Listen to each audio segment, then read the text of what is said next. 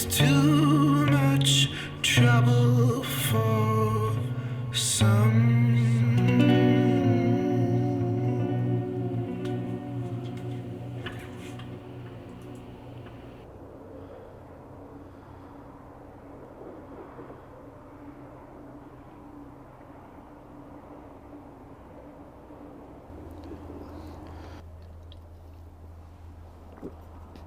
So here we finally are, podcast number 15,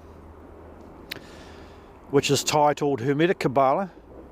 This is part 7 and the subject is the Chia.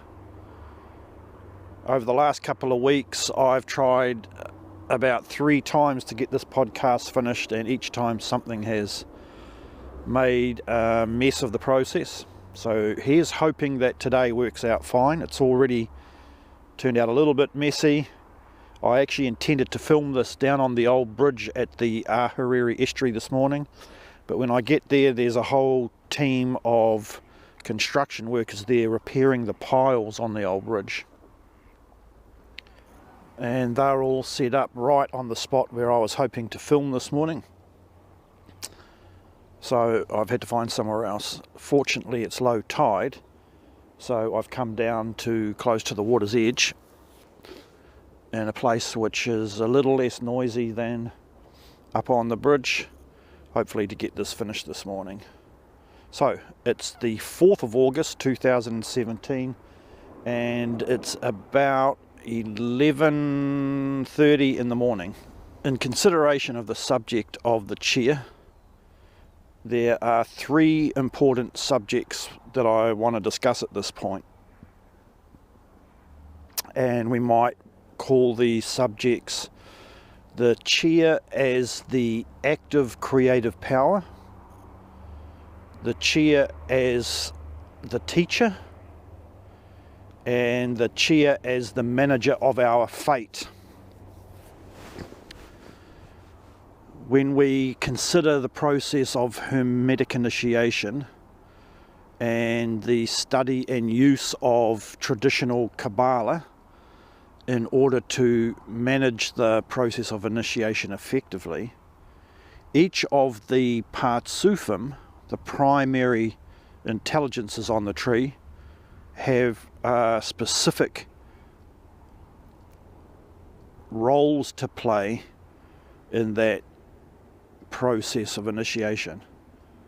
So these 3 important subjects that I want to discuss this morning: the Chia as the active creative power, the Chia as the teacher archetype, and the Chia as the manager of our fate, are all related to important aspects of the process of initiation.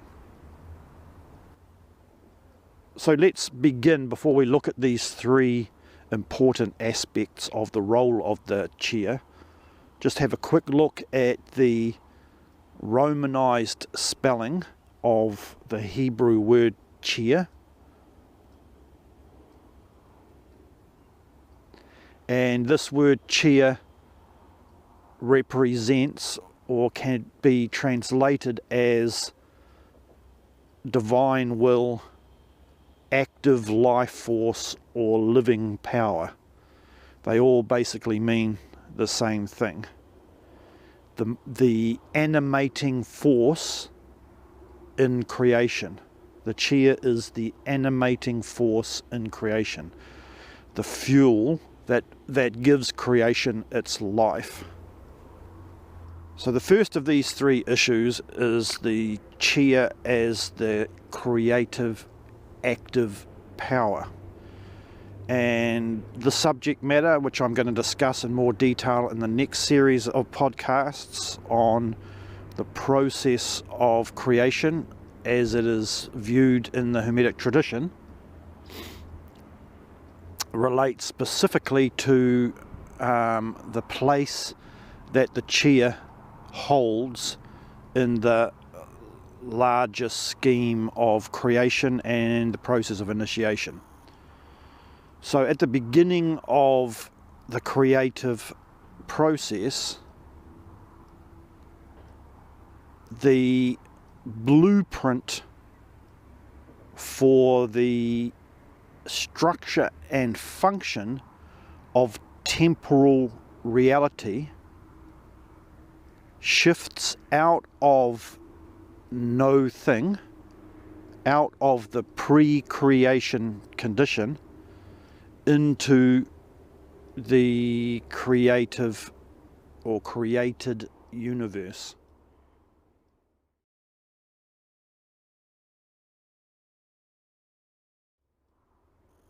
And the way that this happens is that at some point the ultimate supreme being, the ultimate intelligence which governs the entire created universe, makes a choice to shift from unity into duality. And that choice we refer to as the will or intention of God in the Hermetic tradition. So God wills itself to shift from unity into duality, to split itself into two unequal parts which become opposing poles of the same condition, which is that original unity. That will to separate and the act which is required to cause that separation to take place is personified by the Chia.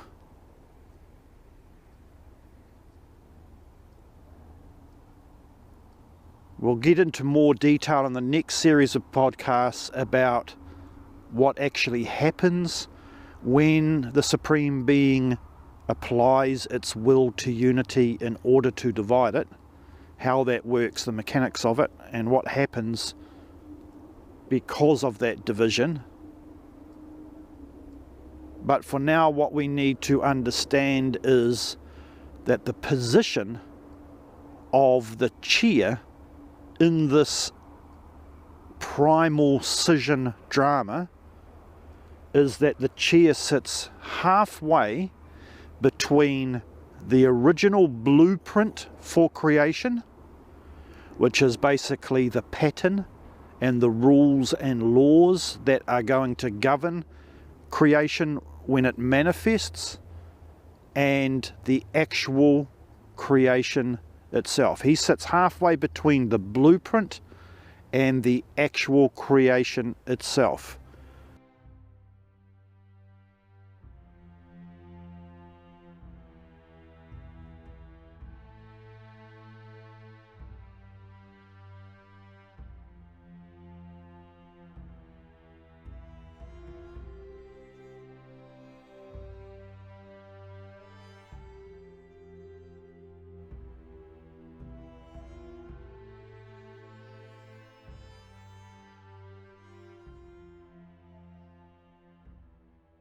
So in this role, Chia is the act of the passive unified blueprint going from a potential state to an active state where it manifests as a thing, as creation itself.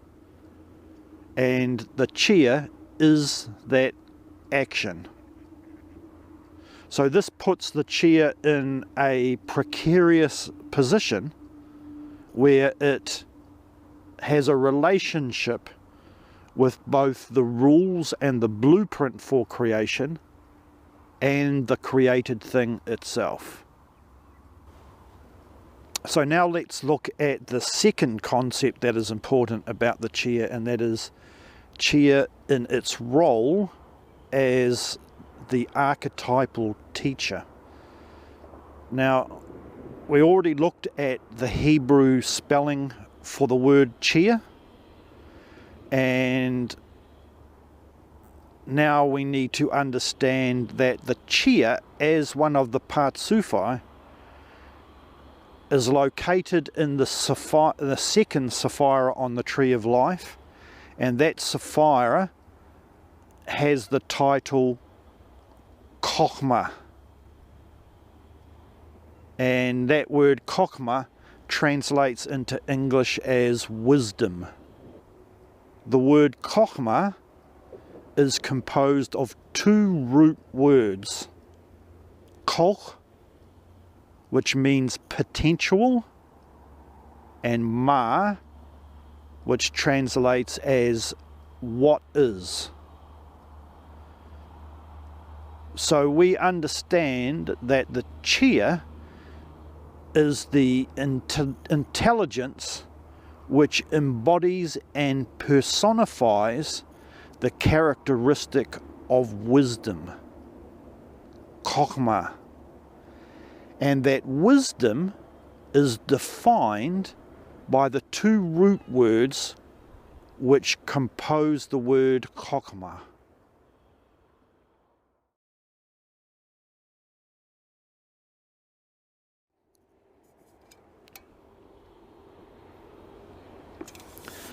So we know what the old Kabbalists specifically meant by the term wisdom or Chokhmah because of the meaning of the two root words which make up that word. Potential, Koch, and Ma, what is. This goes back to what I was just saying previously about the fact that the Chia stands between the blueprint for reality, the plan and rules which are going to govern reality and construct it, and the reality itself. So Koch, which translates as potential, refers to that blueprint state, the plan that the Supreme Being laid down, which governs the nature of manifest reality. And Ma, which translates as what is, represents that created reality itself.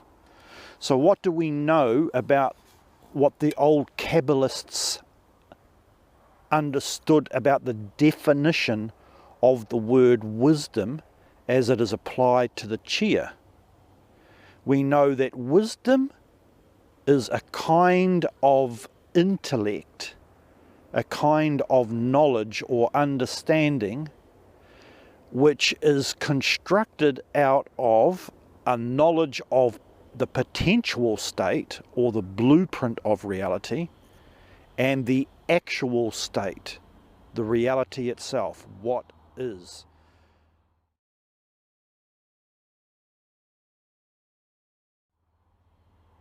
An Hermetist is considered wise in the esoteric sense when he has a complete picture of the blueprint of reality and a complete picture of the nature of that manifest reality itself. And he can compare both of those situations in order to paint a picture in his mind of the complete condition, the complete structure and function of the nature of reality. So the wise Hermetist is a person who stands between the world of above, the potential world, the blueprint, and below, the actual world, the temporal creation. He stands between the worlds and he understands them both completely and has a picture in his mind about the complete machinery of those two states together. This picture, which encompasses a vision of both the potential blueprint state and the actual manifest state of reality, is what is traditionally referred to as the vision of Hermes. It is the possession of this wisdom, of this grasp of the nature of unmanifest and manifest reality, the above and the below of the Emerald Tablet of Hermes, which puts the Chia in the position of the role of the teacher, the master teacher. So we find in esoteric Hermetic schools or training systems such as the Golden Dawn, for example, which is based on the Rosicrucian model, that the second sapphira on the Tree of Life is attributed to the grade or achievement of the state which the Golden Dawn refers to as the Magus.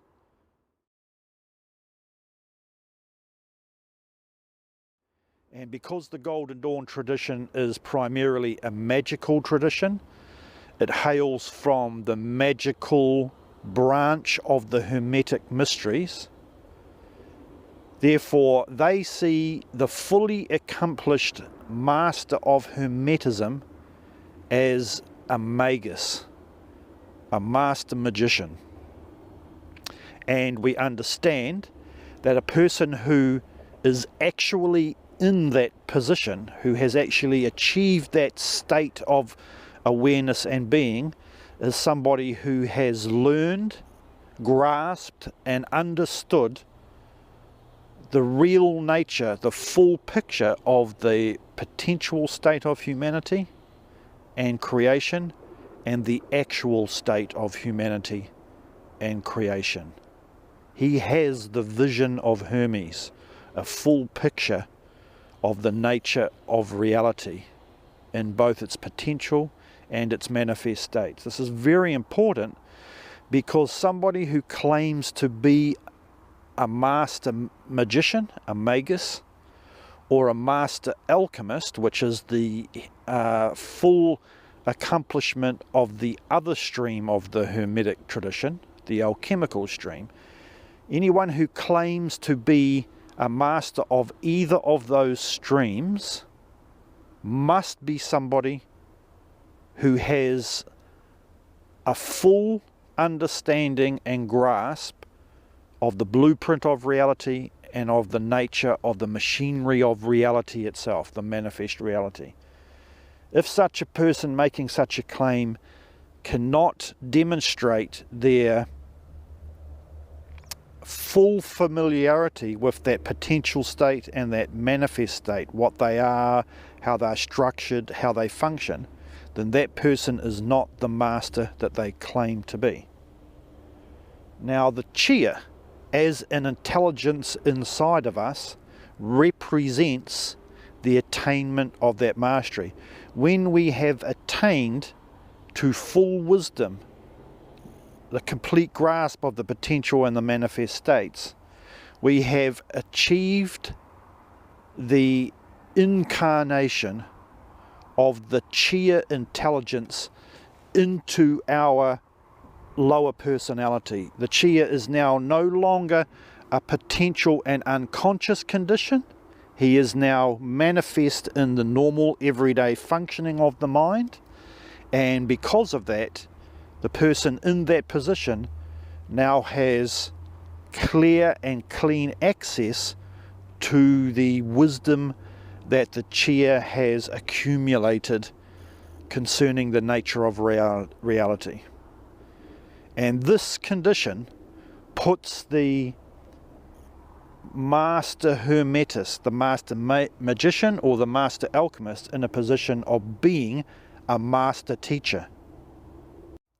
So this is the second important issue, the role that the Chia plays in the process of unfolding the dynamic of Hermetic initiation. That he represents the ultimate goal to which we seek to achieve as Hermetic initiates, and that is we seek to become, to imbue our waking daily consciousness with the Chia intelligence. This is the ultimate goal, to be in a position of understanding the blueprint of nature and the actual manifested nature itself in a complete package. This is the ultimate goal of the Hermetic journey.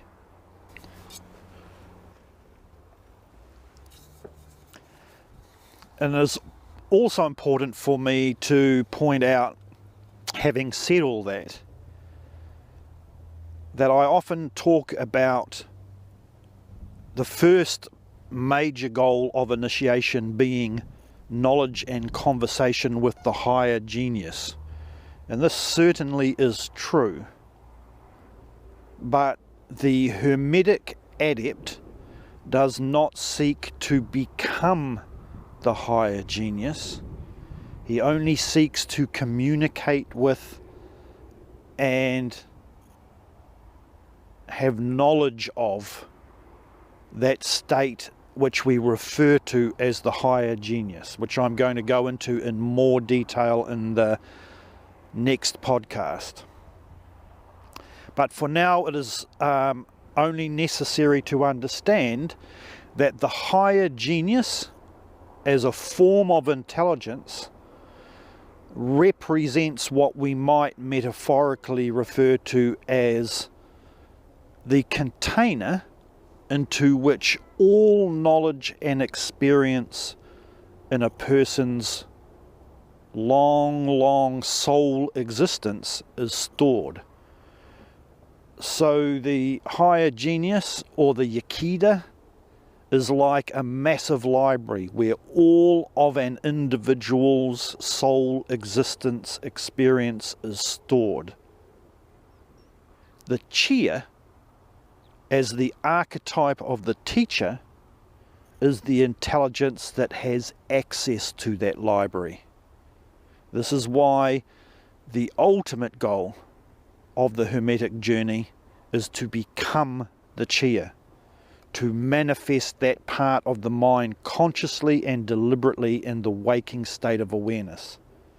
Because the Chia has access to that blueprint, to that potential, to that storehouse, that vast storehouse of knowledge, that ancient library where everything we have ever been and experienced is accumulated into one archive of information. And it is the Chia that has access. Because he stands between the blueprint and the thing itself, he has access to that library.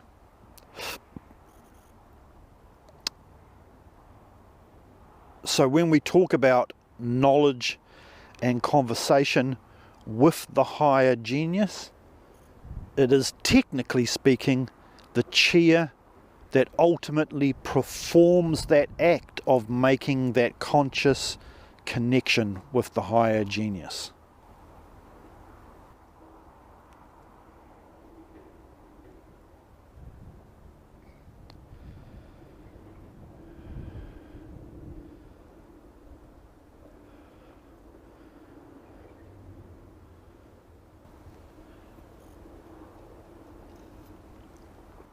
So now let's talk about the last of the three important pieces of information about the Chia, and that is the Chia as the manager of our fate.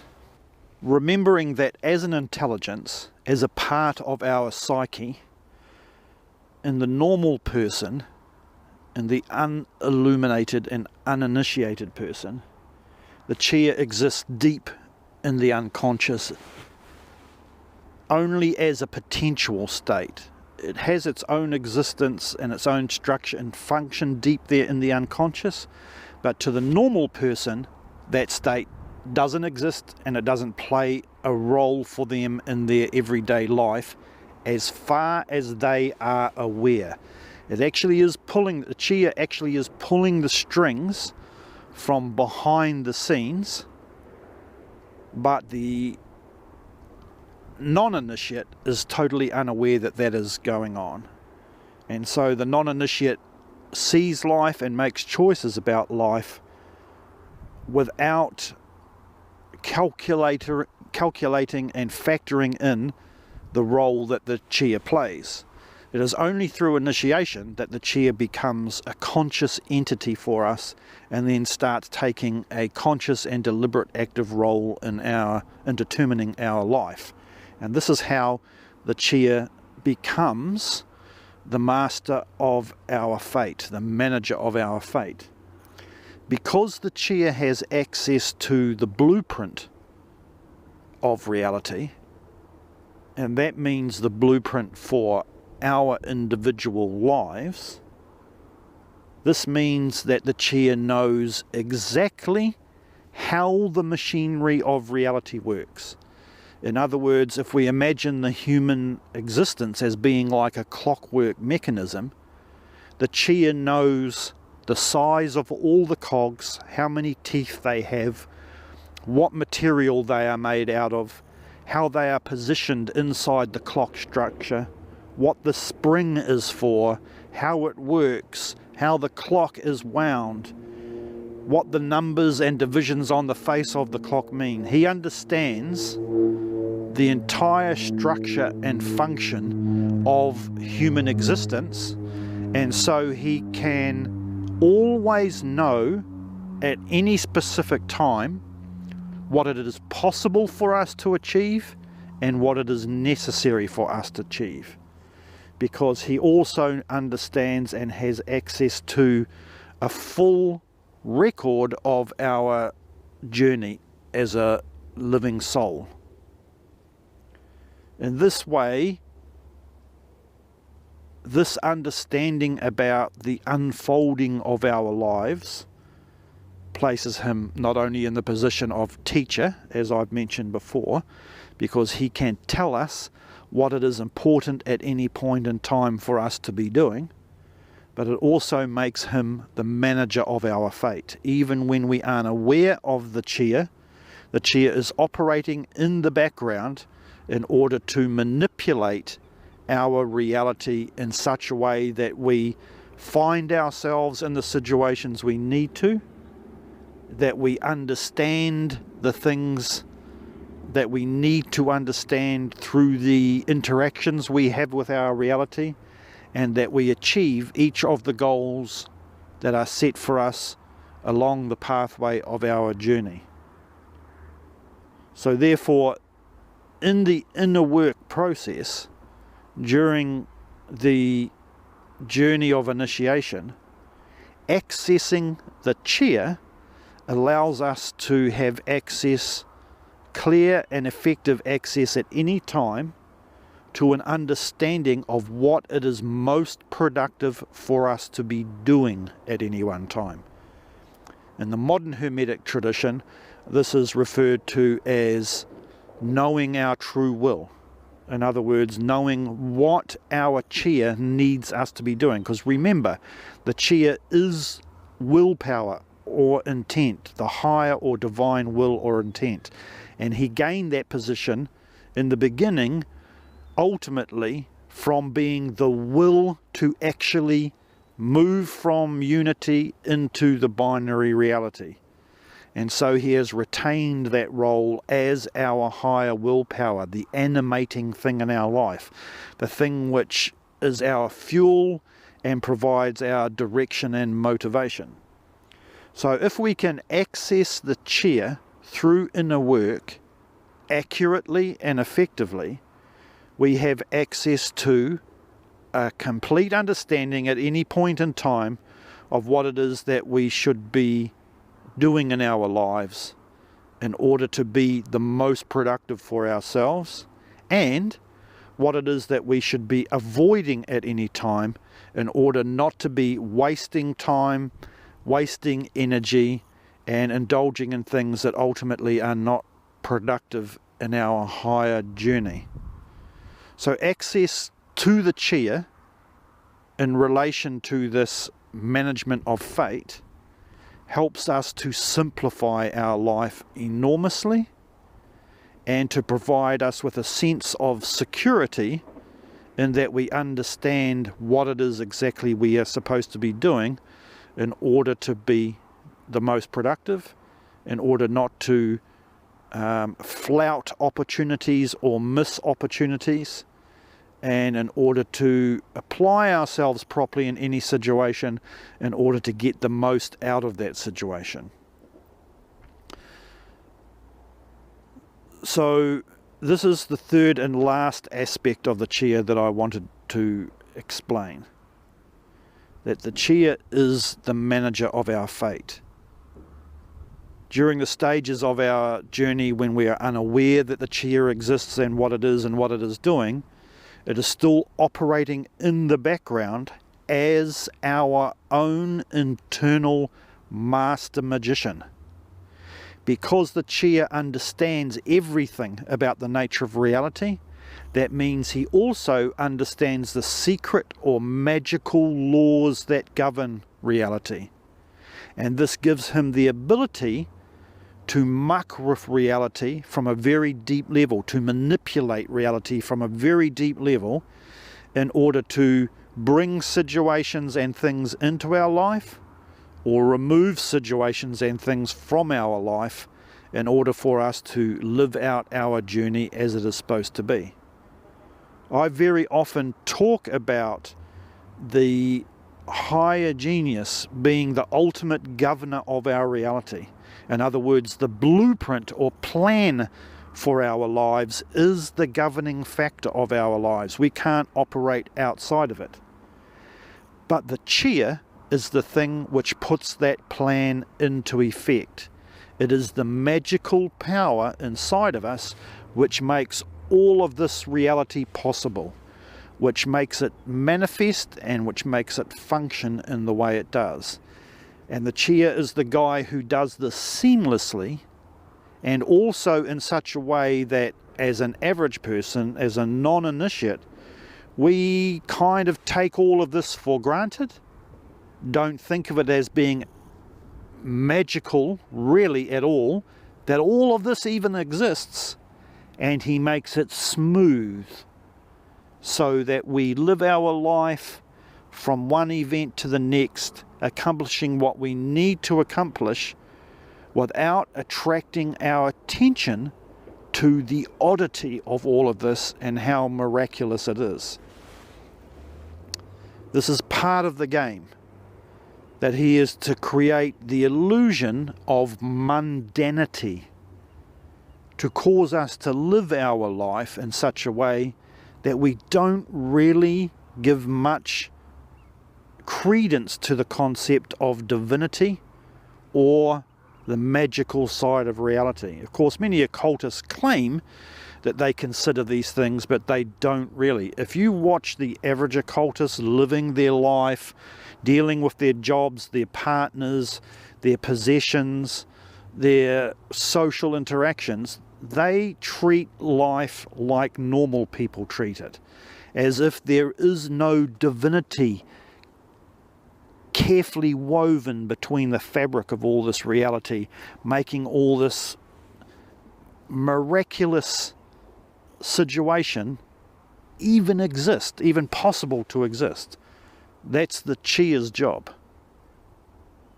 And of course, accessing the Chia, becoming conscious of its function and its reality, gives us deep insight into how the Chia manages to seamlessly and smoothly sew all of this together to make it a consistent, lineal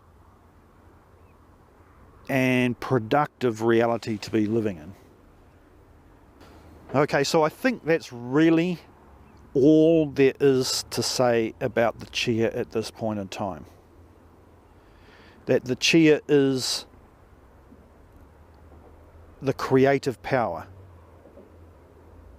the active living will, which shifts us from unity, passivity and balance into duality and imbalance and the tension and conflicts of life.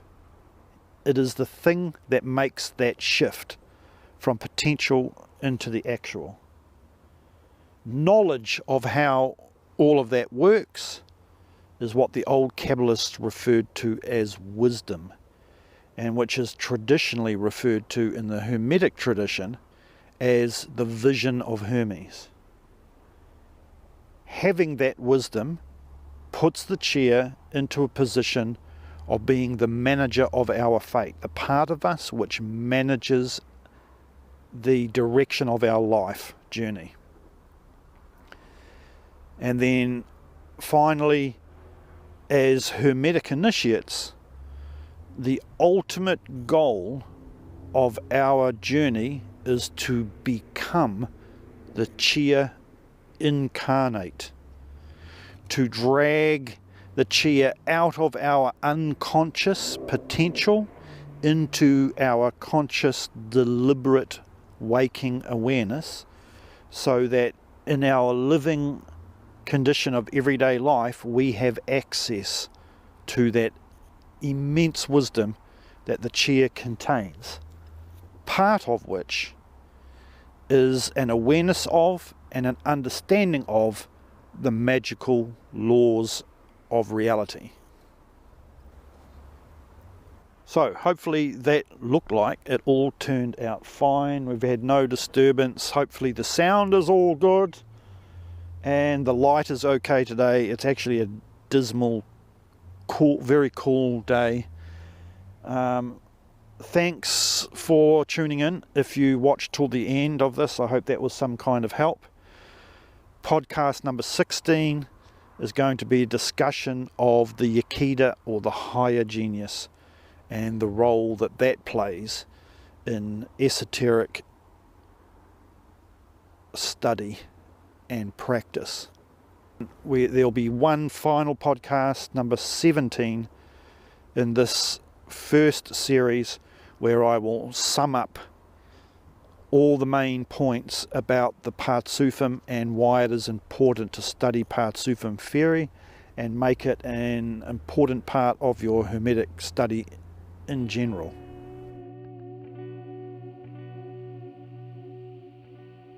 Far away, but not long ago, saw a man with a golden soul.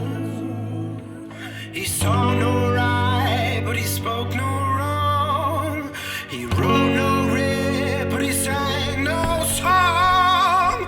Today's the day set to me. I'll cut your chains, it'll set you free. Now there ain't no one to tell you how to fight your fight or to take your bow. But lo, behold, it ain't so nice. A lot of long car rides, a lot of cold, cold nights. 'Cause it ain't that easy being free from yourself when you ain't got no water, no books on your shelf.